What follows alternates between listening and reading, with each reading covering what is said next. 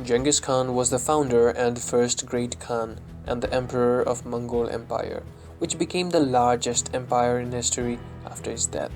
By the end of his life, the Mongol Empire occupied a substantial portion of Central Asia and China. Genghis Khan is well known for the brutality of his campaigns, which were accompanied by large-scale massacres of civilian populations. He can be considered as one of the most well-known and popular characters of history. We are here with you with 10 things about Genghis Khan that you must know. At number 1 we have Genghis wasn't his real name. The man who would become the great Khan of Mongols was born along the banks of Anan River sometime around 1162 and originally named Temujin, which means of iron or blacksmith.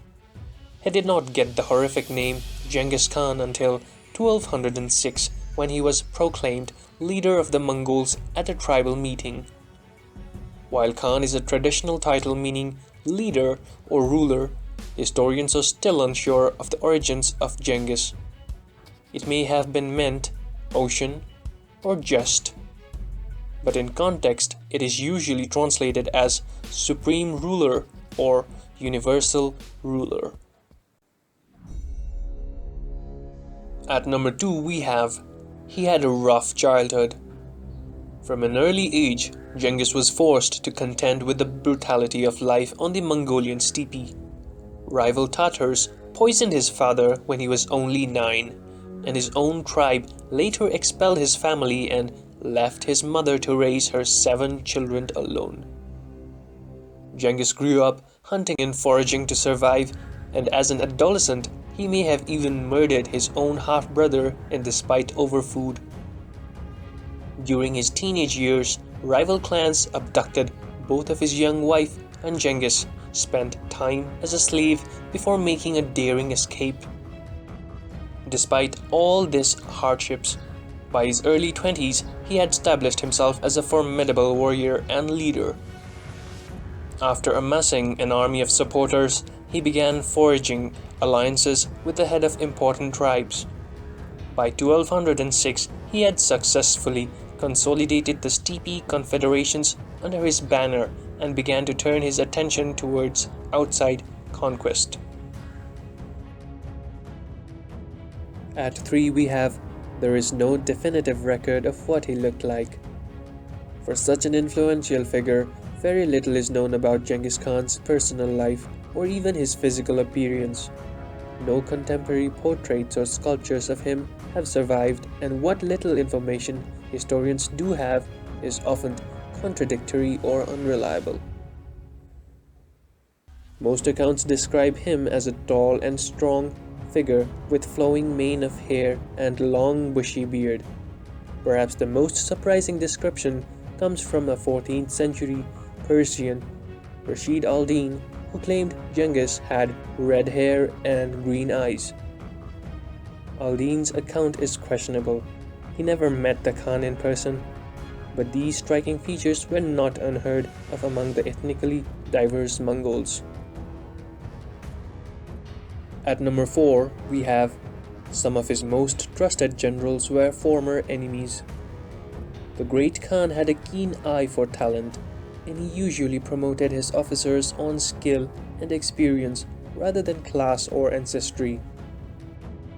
One of the famous examples of this belief in meritocracy came during a 1201 battle against the rival Taijut tribe, when Genghis was nearly killed after his horse was shot out from under him with an arrow. When he later addressed the Taijut prisoners and demanded to know who was responsible, one brave soldier stood up and admitted to be the shooter. Stirred by the archer's boldness, Genghis made him an officer in his army and later nicknamed him as Gibi, or Arrow, in honor of their first meeting on the battlefield. Along with the famed general Subutai, Gibi would go on to become one of the Mongols' greatest field commanders during their conquest in Asia and Europe. At 5, we have he rarely left a score unsettled.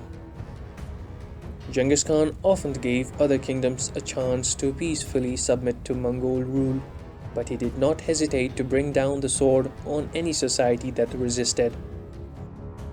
One of his most famous campaigns of revenge came in 1219, after the Shah of Khwarezmid Empire broke a treaty with the Mongols. Genghis had offered the Shah a valuable trade agreement to exchange goods along the Silk Road, but when his first emissaries were murdered, the enraged Khan responded by unleashing the full force of Mongol hordes over the Khwarezmid territories in Persia. The subsequent war left millions dead and the Shah's empire in utter ruin, but the Khan did not stop there. He followed up his victory by returning east and waging war at the Tanguts and Jiazhai, a group of Mongol subjects who had refused his orders to provide troops for his invasion of Khwarezmim. After routing the Tangut forces and sacking their capital, the great Khan ordered the execution of entire Tangut royal family as punishment for their defiance. At 6, he was responsible for the deaths of as many as 40 million people. While it's impossible to know for sure how many people perished during the Mongols' conquest, many historians put the number at somewhere around 40 million. Censuses from Middle Ages show that the population of China plummeted by tens of millions during Khan's lifetime, and scholars estimate that he may have killed a full 3/4 of modern-day Iran's population during his war with Khwarezmid Empire. All told, Mongols' attack may have reduced the entire world population by as much as 11%.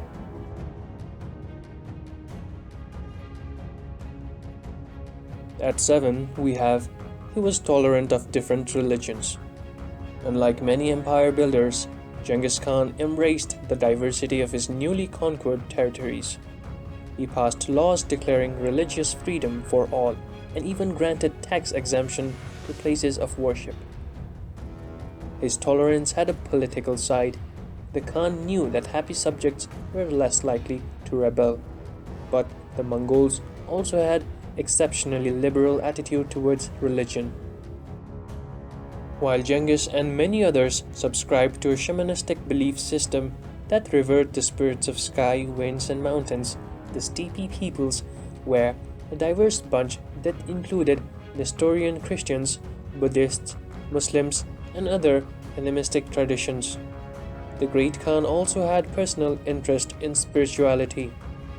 He was known to pray in his tent for multiple days before important campaigns, and he often met with different religious leaders to discuss the details of their faith.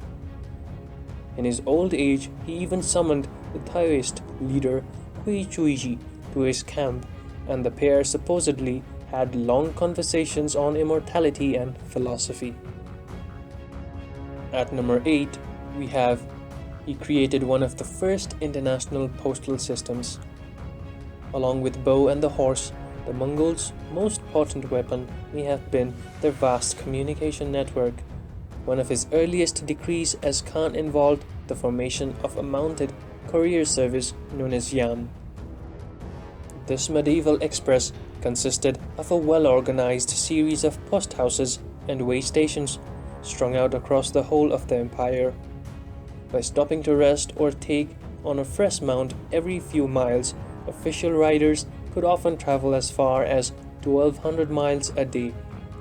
This system allowed goods and information to travel with unprecedented speed, but it was also acted as the eyes and ears of Khan. Thanks to the Yam, he could easily keep abreast of military and political developments and maintain contact with his extensive network of spies and scouts. The Yam also helped to protect the foreign dignitaries and merchants during their travels. In later years, the service was famously used by the likes of Marco Polo and Joan of Plano Carpini. At 9, no one knows how he died or where he is buried. Of all the enigmas surrounding the Khan's life, perhaps the most famous concerns how it ended. The traditional narrative says he died in 1227 from injuries sustained in a fall from a horse, but other sources list everything from malaria to an arrow wound in the knee. One of the most questionable accounts even claims he was murdered while trying to force himself on a Chinese princess. However he died, the Khan took great pains to keep his final resting place a secret.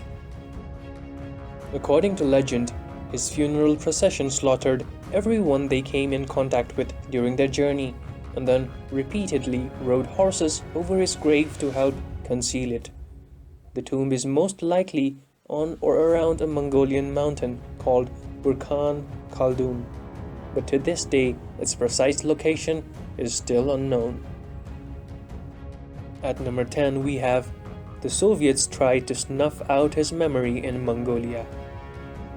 Genghis Khan is now seen as a national hero and founding father of Mongolia, but during the era of Soviet rule in the 20th century, the mere mention of his name was banned. Hoping to stamp out all traces of Mongolian nationalism, the Soviets tried to suppress the Khan's memory by removing his story from school textbooks and forbidding people from making pilgrimage to his birthplace in Khenti. Genghis Khan was eventually restored to Mongolian history after the country won independence in early 1990s, and he has since become a recurring motif in art and popular culture. The great Khan lends his name to the nation's main airport in city of Ulaanbaatar, and his portrait even appears on Mongolian currency. Well, this is all for 10 things about Genghis Khan you must know. Hope you guys enjoyed this video. Well, that is all for today. Have a great day, and don't forget to like, comment and subscribe to our channel if you haven't done it. Thank you.